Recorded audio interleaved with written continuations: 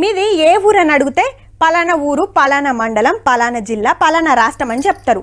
నన్ను అడిగినా మిమ్మల్ని అడిగినా గదే చెప్తారు. కాకుంటే పుట్టింది ఒగూర్లా, చదివింది పక్కూర్లా, కొలువు చేస్తుంది ఇంకో ఊర్లా, పెళ్లి చేసుకొని పోయేది ఏరే ఊరికి కావచ్చు.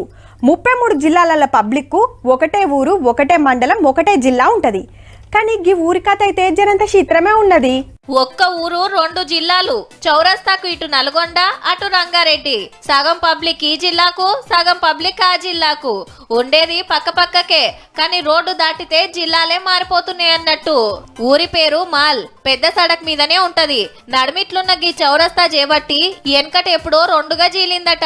లెక్కకైతే ఈ ఊరోళ్లకు రంగారెడ్డి జిల్లా దగ్గర 40 కిలోమీటర్ల దూరం. కానీ సగం ఊరు నల్గొండ జిల్లాకు పోయే వరకు పని మీద కలెక్టర్ ఆఫీస్ కు రావాలి అంటే 80 కిలోమీటర్ల దూరం ఉన్న నల్గొండ పోవాల్సి వస్తున్నదట.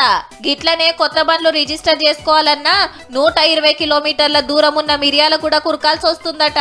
చదువులకు, సర్కార్ జాబులకు సుతా తిప్పలే ఉన్నదట.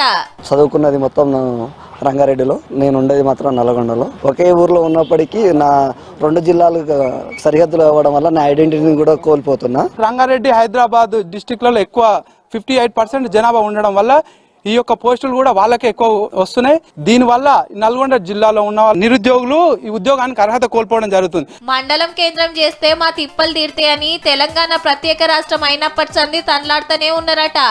అయినా పాత సర్కారు పట్టించుకోలేదట.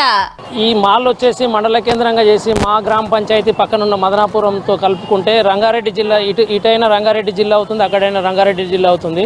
అప్పట్లో ఎట్లా చేసిండ్రో గాని 2 ముక్కలయ్యి 2 జిల్లాలకు పోయిన ఊరు కొత్త సర్కార్లనన్నా ఒక్కటైతదో.